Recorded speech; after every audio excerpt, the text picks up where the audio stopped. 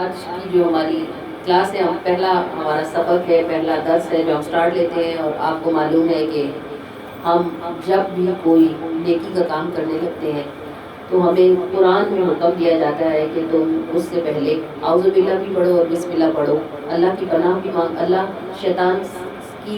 شیطان سے پناہ مانگو اللہ کی رحمت کے ساتھ، اور پھر اللہ کے نام کے ساتھ آغاز کرو تاکہ رحمت تمہارے کام میں داخل ہو جائے۔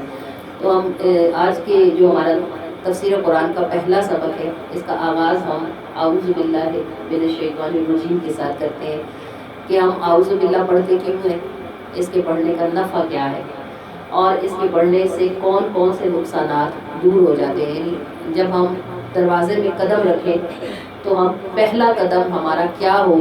اللہ کریم قرآن کریم میں ارشاد فرماتا ہے کہ یہ سورہ نحل ہے، اس کی آیت نمبر 98 ہے۔ ارشاد ہوتا ہے فَإِذَا قَرَأْتَ الْقُرْآنَ فَاسْتَعِذْ بِاللَّهِ مِنَ الشَّيْطَانِ الرَّجِيمِ۔ ترجمہ یہ ہے کہ جب تم قرآن پڑھنے لگو تو راندے ہوئے شیطان سے اللہ کی پناہ مانگو۔ تو اس آیت مبارکہ سے یہ سورہ نحل کی جو آیت نمبر 98 ہے، جب کوئی قرآن میں آیت آ گئی تو یہ حکم الہی ہو گیا۔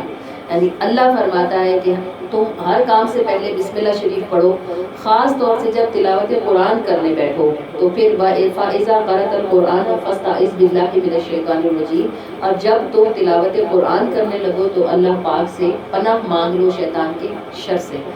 وجہ اس کی کیا ہے کہ جب ہم اعوذ باللہ شریف پڑھتے ہیں تو ہماری زبان جو طرح طرح کے گناہوں کے سبب سے غلیظ اور بدبودار ہو چکی ہوتی ہے، اس قابل نہیں ہوتی کہ وہ اللہ کا ذکر کرے کہ اللہ کا پاک کلام پڑھے۔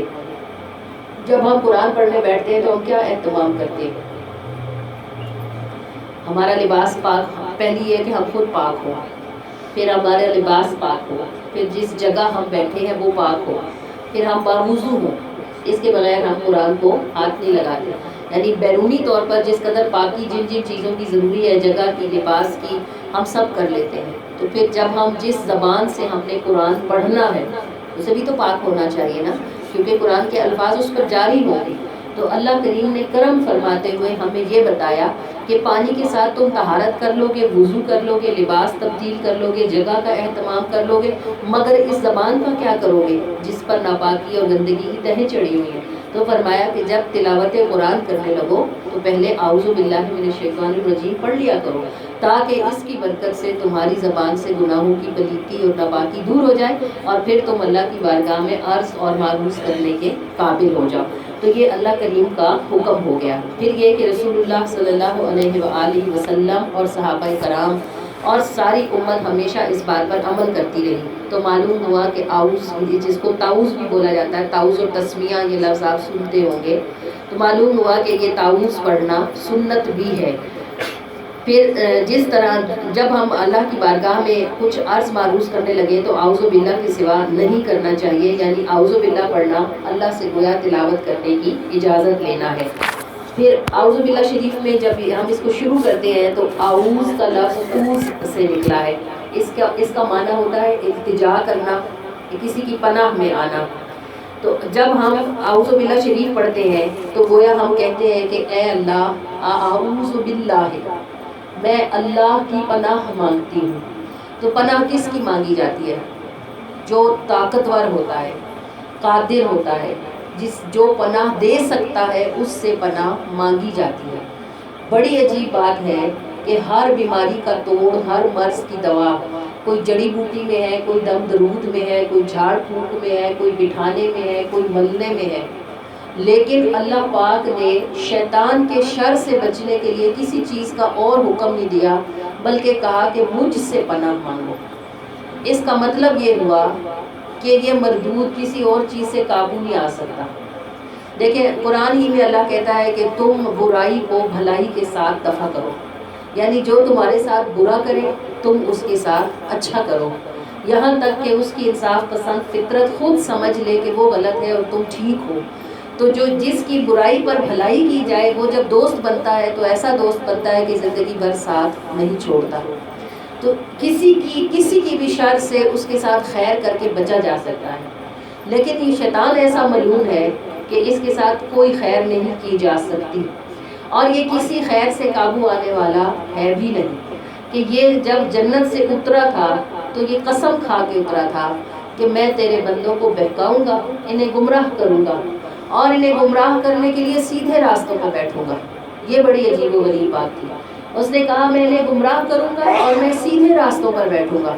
یعنی جو پہلے ہی ناچتے گاتے، شراب پیتے، جوا کھیلتے، زنا کرتے، جھوٹ بولتے ہیں، ان کو تو مجھے ہاتھ ڈالنے کی ضرورت ہی نہیں، وہ تو میرے بے دام غلام ہیں۔ سیدھے راستے پہ بیٹھوں گا کا مطلب ہے کہ نماز پڑھنے والوں کو نہیں چھوڑوں گا، درود پڑھنے والوں، ذکر کرنے والوں، قرآن کھولنے والوں، ڈرنے والوں، رونے والوں کے دلوں کو وسوسے ہی ڈالتا رہوں گا، تنگ ہی کرتا رہوں گا، پریشان کرتا رہوں گا، یہاں تک کہ وہ تیری عبادت کی لذت ہی بھول جائیں گے، اور شاید میں انہیں پھنسانے میں کامیاب ہو جاؤں گا۔ یہ ملعون ایسا ہے کہ آپ اس کے ساتھ کوئی کچھ بھی کر لیں، یہ کسی طرح قابو نہیں آتا۔ پھر علماء کرام فرماتے ہیں کہ بڑے لوگوں نے کتے پالے ہوتے ہیں نا، امیر کبیر جو ہوتے ہیں، تو کہتے ہیں کہ شیطان بھی اللہ کا کتا ہے۔ آپ کسی بڑے افسر کے بنگلے پہ جائیں اور اس کا شیر جیسا کتا باہر نکل آئے، اب آپ اس کو لاکھ شیشی کریں، اس کو ہٹائیں، دمکائیں، وہ نہیں ہٹتا، وہ آپ کے اوپر چڑھ چڑھ کے آتا ہے۔ اس کا مالک باہر نکلا ہے، وہ صرف ایک سیٹی بجائے یا ایک بار آواز لگائے تو کتا دو ملاتا ہوا پیچھے چلا جاتا ہے۔ ایسے ہی ہوتا ہے نا۔ تو یہ جو شیطان ہے یہ اللہ کا کتا ہے، تو اس کو آپ یا میں کسی طرح دفع نہیں کر سکتے۔ تو اللہ پاک فرماتا ہے کہ اس کے ساتھ بحث کرنے کے بجائے، اس کو دلیلیں دینے کے بجائے میری پناہ میں آ جاؤ، میری پناہ میں آ جاؤ، میں ہی تمہیں اس سے بچا سکتا ہوں، کیونکہ یہ ملعون ہمیں دیکھتا ہے مگر ہم اسے نہیں دیکھ سکتے۔ پھر اس کو ہمارے دل میں وسوسہ ڈالنے کی قدرت دی گئی ہے، یعنی یہ ہمارے دل میں برے خیال پیدا کرتا رہتا ہے۔ پھر یہ وہ غیب جانتا ہے جس کو ہم نہیں جانتے، یعنی اس کو یہ کیل کانٹوں سے لیس ہے۔ نیکوں کے پاس نیکوں کی طرح آتا ہے، بروں کے پاس بروں کی طرح آتا ہے، عالموں کے پاس علم لے کر آتا ہے، جاہلوں کے پاس جہالت سے آتا ہے، یعنی جو جیسے چل رہا ہوتا ہے یہ کمبخت اس کو ویسی کمند ڈالتا ہے۔ تو اللہ فرماتا ہے تم اس کا توڑ نہیں کر سکتے۔ دیکھیں امام فخر الدین رازی جس وقت ان کا دم نکل رہا تھا، یہ مردود ان کے پاس آیا اور ان سے آگے کہنے لگا تو نے اللہ کو کیسے واحد جانا؟ تو فخر الدین رازی بہت بڑے عالم تھے، انہوں نے ایک دلیل دی کہ میں نے اس وجہ سے اللہ کو واحد سمجھا، تو اس ملعون نے وہ دلیل توڑ دی، یعنی کوئی نقطہ پیش کر دیا کہ اس سب وجہ سے تو ایک نہیں ہو سکتا، دو بھی ہو سکتے ہیں۔ فخر الدین رازی رحمۃ اللہ تعالیٰ علیہ جیسے عالم نے 100 دلیلیں دی اور اس مردود نے 100 دلیلیں توڑی، یعنی مقصد یہ تھا کہ اتنا بڑا عالم مرتے وقت اس بات سے اٹینشن سے ڈائیورٹ ہو جائے کہ اللہ ایک ہے۔ فخر الدین رازی رحمۃ اللہ تعالیٰ علیہ کے مرشد کہیں دور جنگل میں کسی مقام پر وضو فرما رہے تھے، اور کامل مرشد اپنے مرید کو نظر میں رکھتا ہے، انہوں نے اپنی لکڑی کی کھڑاواں ہوا میں اچھالی، یعنی شیطان کو ماری، اور کہا کہ فخر الدین کہہ کیوں نہیں دیتا میں نے اللہ کو بغیر دلیل کے پہچانا۔ تو یعنی یہ میں آپ کو بتا رہی ہوں کہ یہ عالموں کے پاس ایسے آتا ہے۔ اور جنید بغدادی رحمۃ اللہ تعالیٰ علیہ کا ایک مرید تھا، کچھ عرصے جنید بغدادی کی صحبت میں رہا، پھر اس کو یہ خیال آیا کہ میں تو کامل ہو گیا ہوں، اب مجھے مرشد کی ضرورت نہیں رہی، تو وہ علیحدہ ہو گیا، کہیں دور پہاڑ میں نکل گیا، وہاں رہنے لگا، عبادت کرنے لگا۔ تو جب لوگوں سے کوئی اکا دکا ملنے جانے لگے تو اس نے کہا مجھے تو رات کو فرشتے آتے اور جنت میں لے جاتے ہیں، گھوڑے پہ بٹھا کے جنت میں لے جاتے ہیں، مجھے سیر کرواتے اور جنت کے کھانے کھلاتے ہیں۔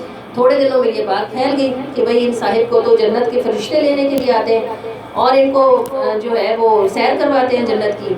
جنید بغدادی رحمۃ اللہ تعالیٰ علیہ نے کچھ دن یہ چرچا سنا، پھر آپ اس کے پاس گئے اور اسے جا کے کہا کہ تو ابھی کامل نہیں ہوا، تجھے ابھی مرشد کی ضرورت ہے۔ تو وہ کہیں تکبر میں تھا، اور تکبر بھی شیطان کا ہتھیار ہے۔ اس نے کہا مجھے کوئی ضرورت نہیں، میں تو اب کامل ہو گیا، مجھے تو فرشتے جنت کی سیریں کراتے ہیں، مجھے کیا ضرورت ہے میں کسی کی مریدی میں آؤں۔ تو جنید بغدادی رحمۃ اللہ تعالیٰ علیہ نے فرمایا کہ تو اس طرح کرنا کہ آج رات کو جب تیرے پاس فرشتے آئیں تو ایک مرتبہ لاہور پڑھ لینا، جب وہ تجھے لے کے جنت میں جائیں، تیرے آگے کھانے رکھیں تو ایک بار تو لاہور پڑھ لینا۔ تو اس نے کہا کیا حرج ہے، پڑھ لوں گا۔ تو جب رات ہوئی فرشتے آئے، اس کو لے کے گئے، اس کو جنت میں بٹھا پھرایا، باغ لگے ہوئے تھے، مزے مزے کے کھانے۔ اس نے جب یاد آ گیا اس کو لاہور پڑھنا، تو جب لاہور پڑھا تو ایک دم اس نے دیکھا کہ وہ جو فرشتے تھے وہ سارے کے سارے شیطان تھے، اور وہ جو کھانے وہ کھا رہا تھا وہ لوگوں کے پاخانے تھے، اور وہ کوڑے کے ڈھیر پہ بیٹھا ہوا تھا۔ یعنی میں آپ کو یہ بتا رہی ہوں کہ جاہل کے پاس جاہلوں کی طریقے سے آتا ہے، عالموں کے پاس عالموں کے طریقے سے آتا ہے، عام لوگوں کے پاس عام لوگوں کا وسوسہ ہوتا ہے، خاص لوگوں کو خاص لوگوں کے طریقوں سے یہ رستا ہے۔ اب ہماری کسی سے لڑائی ہو جاتی ہے، عورتیں عموماً عورتوں کا یہ مسئلہ ہوتا ہے، اب سسرالوں میں کچھ اونٹنی چل رہی ہوتی ہے، اب آپ گھر میں برتن دھو رہی ہیں اور یہ آپ کے دماغ کو مسلسل لگا ہوا ہے، وہ فلاں نے میرے ساتھ ایسے کیا تھا، میں نے اچھا کیا، اس نے برا کیا، اس نے فلاں وقت مجھے ایسے کہا، اور میں اب اگر ملے گی تو میں اس کو یوں کہوں گی. یہ چل رہی ہوتی ہے نا ہمارے دماغوں میں، ریلیں چل رہی ہوتی ہیں. جس کے لیے ہم برا سوچ رہے ہوتے ہیں وہ مزے سے کھا پی رہے ہیں، سو رہے ہیں، عیش کر رہے ہیں، انہیں کوئی پتہ ہی نہیں. اور یہ ملعون ہمارے دماغ کو فارغ نہیں چھوڑتا، اندر گند ڈال. اب آپ دیکھیں ہم اس سے کس طرح سے بچیں. ہمارے پاس کوئی توڑ نہیں ہے نا. اللہ نے فرمایا کہ کہو اعوذ باللہ من الشیطان الرجیم، اے اللہ میں تیری پناہ مانگتی ہوں اس شیطان سے جو لعنت زدہ ہے.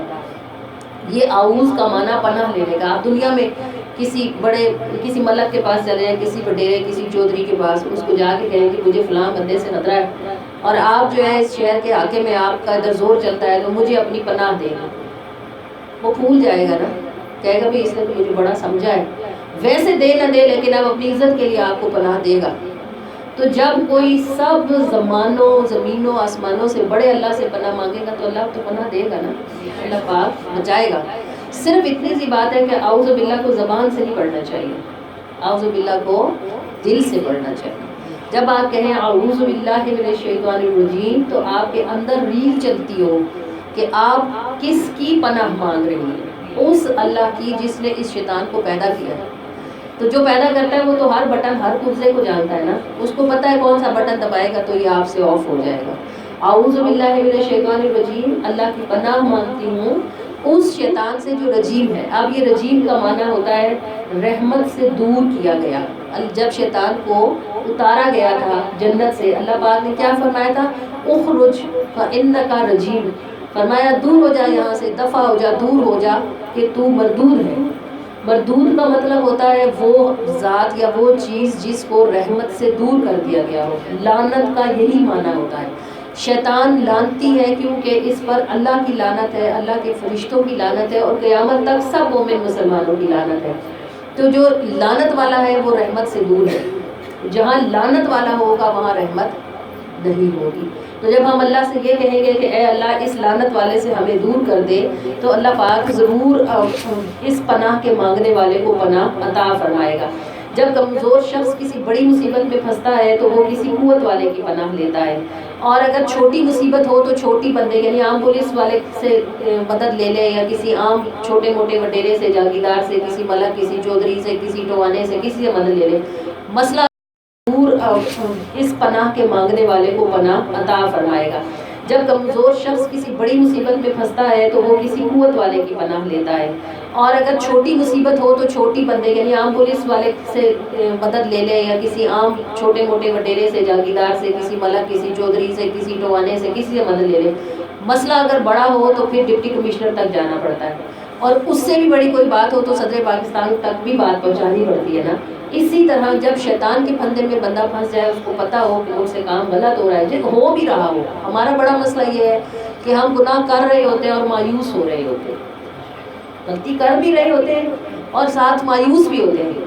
اللہ تو نہیں، معاف تو نہیں کرے گا، اللہ اتنے تو ہم نے گناہ کیے ہوئے، جی ہم اتنے گناہ گار بدکار بلا، اللہ ہمیں کیسے معاف کرے گا. یہ بھی شیطان کا ہتھیار ہوتا ہے کہ یہ آپ کو مایوسی کے ذریعے اللہ سے دور کرتا ہے.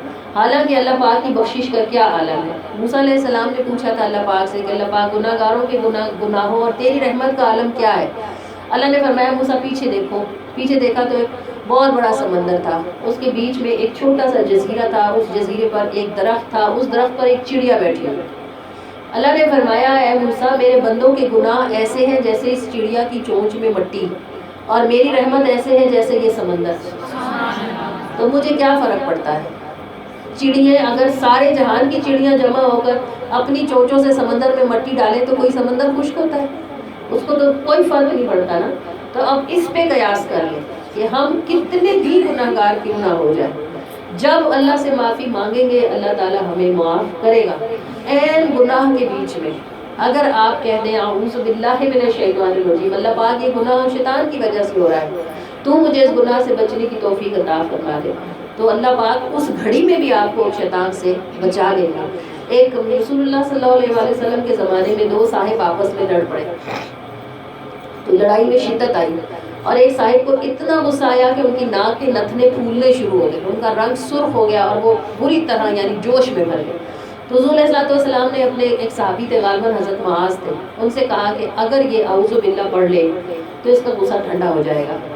اس کا مطلب یہ ہوا کہ غصہ بھی شیطان ہی کی وجہ سے آتا ہے، اور جب کوئی بندہ غصے کی حالت میں اعوذ باللہ من الشیطان الرجیم پڑھ لے تو اس کا غصہ ٹھنڈا ہو جاتا ہے. بہت ساری امیاں اس بات کا گلہ کرتی ہیں کہ ہمارے بچے بہت غصہ کرتے ہیں، سخت یعنی بہت سخت ہے مزاجن. تو بچوں کو اگر اعوذ باللہ پڑھنے کی عادت ڈال دی جائے تو یہ غصہ کنٹرول کیا جا سکتا ہے. خود ہم بھی اگر غصے کی حالت میں اس بات کو یاد رکھ لیں کہ ہمیں اعوذ باللہ شریف پڑھنی ہے تو ہمارا غصہ بھی ٹھنڈا ہو جاتا ہے.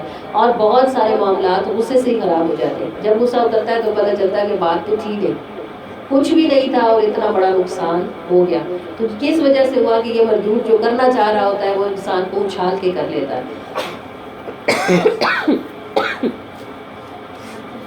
پھر ہماری آنکھ جو ہے، انسان فطرتاً کمزور پیدا کیا گیا ہے نا. آنکھ کو گناہ دیکھنے میں مزہ آتا ہے، کان کو حرام سننے میں مزہ آتا ہے. یعنی اگر ہم بچنا بھی چاہیں، جیسے پیاس لگتی ہے نا بندے کو، کتنا کنٹرول کرے گا؟ آخر یہ ہوگا کہ اس نے پانی پینا ہوگا. اسی طرح کان انسان کو فطرتاً کمزور پیدا کیا گیا ہے اور یہ اچھائی کی نسبت برائی کی طرف جلدی جاتا ہے.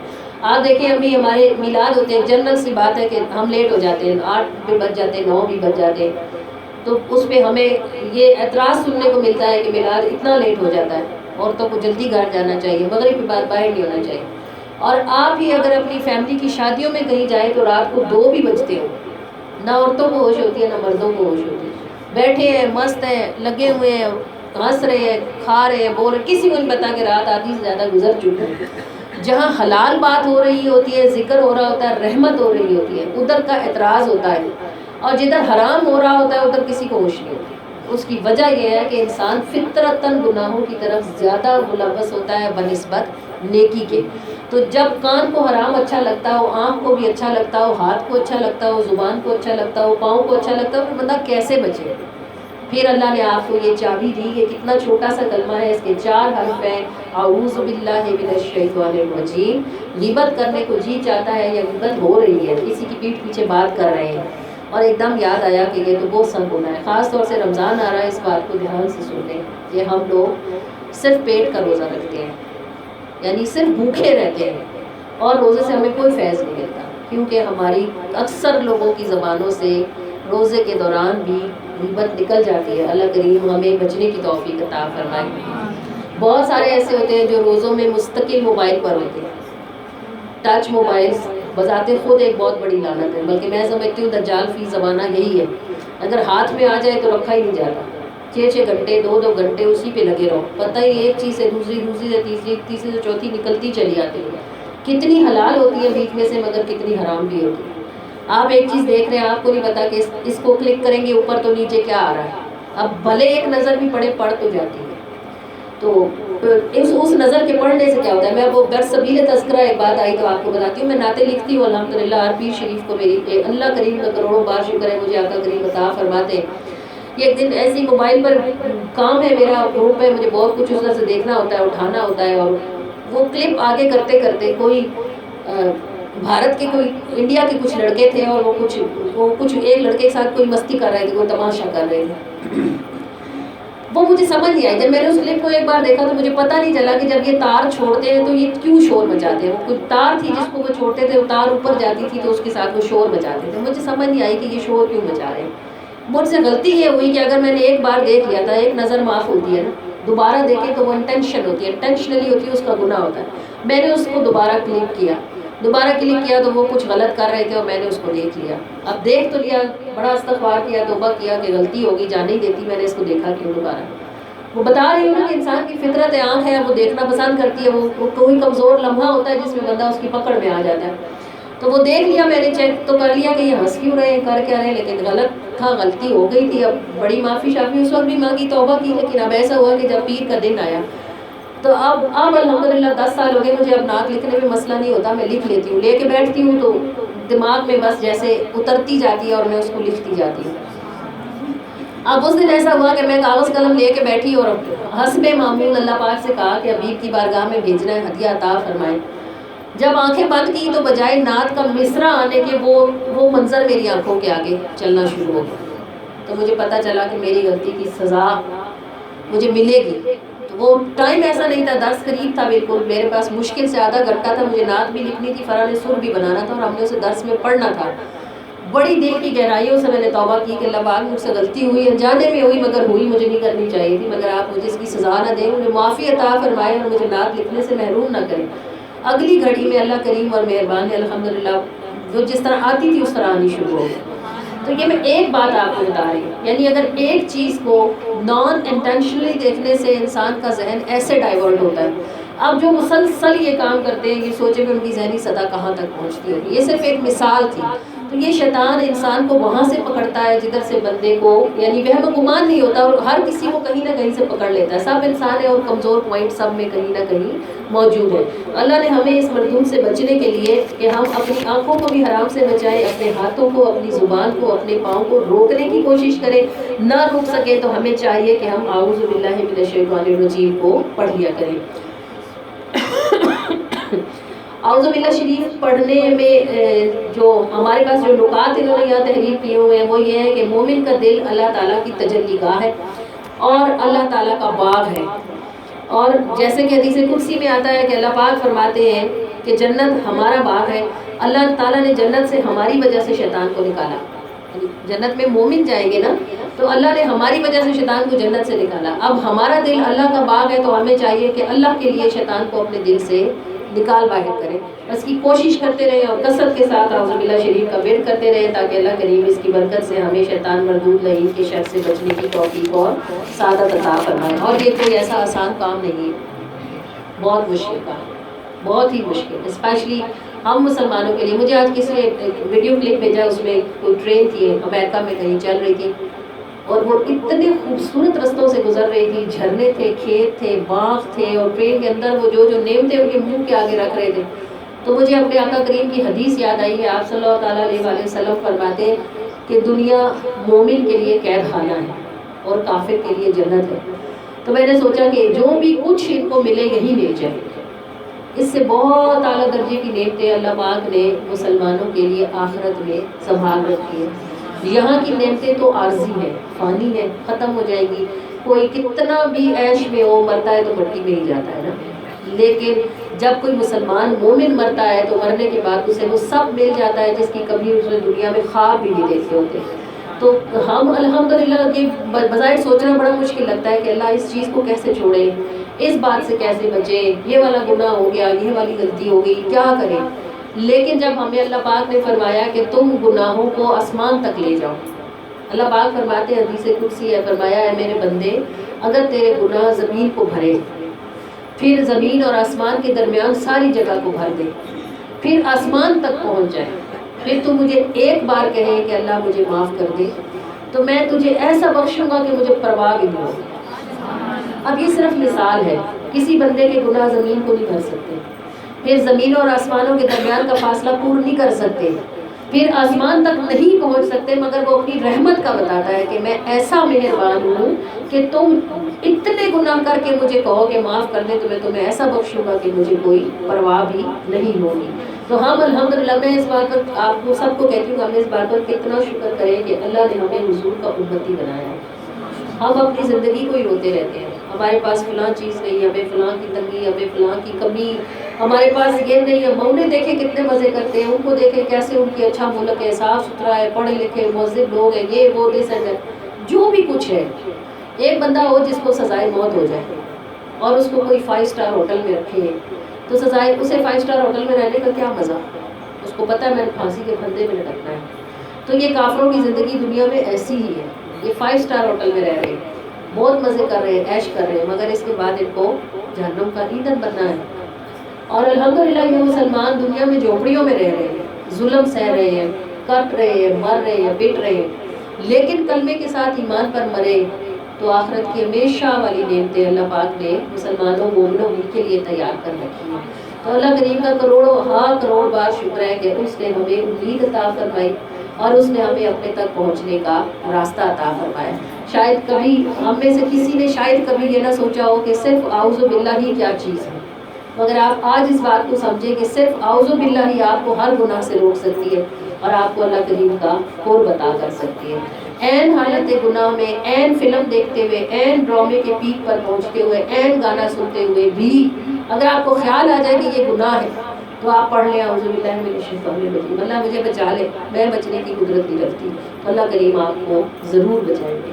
اور ایک بار اگر آپ کو یہ شہد لگ گیا تو پھر یہ آپ سے چھوٹے گا نہیں. یہ بھی یاد رکھیے گا، دین کا راستہ مشکل ضرور ہے مگر جس کو ایک بار اس راستے پہ چلنے کا مزہ آنے لگے وہ پھر مر جاتا ہے مگر یہ راستہ اس سے چھوٹتا نہیں ہے. اللہ کریم مجھے بھی اور آپ کو بھی محبت کے ساتھ، کثرت کے ساتھ اور ہر ایک نیکی سے کرنے کے لیے اور ہر ایک برائی سے بچنے کے لیے اعوذ باللہ شریف پڑھنے کی توفیق اور سعادت عطا فرمائے اور ہمیں اسے اپنی زندگیوں کا حصہ بنانے کی توفیق اور سعادت عطا فرمائے. ہم جو خیر کریں اعوذ باللہ کے ساتھ کریں اور ہم سے جو کوتاہی ہو جائے اس کی تلافی بھی اعوذ باللہ کے ساتھ کریں. اعوذ باللہ من الشیطان الرجیم، میں اللہ کی پناہ مانگتی ہوں شیطان مردود لعین کے شر سے. ہم مانگیں گے ہمارا رب ہمیں ضرور عطا فرمائے گا انشاءاللہ. بس اتنی ہی بات ہے کہ اللہ کریم ہمیں اسے یاد رکھنے اور اس پر عمل کرنے کی توفیق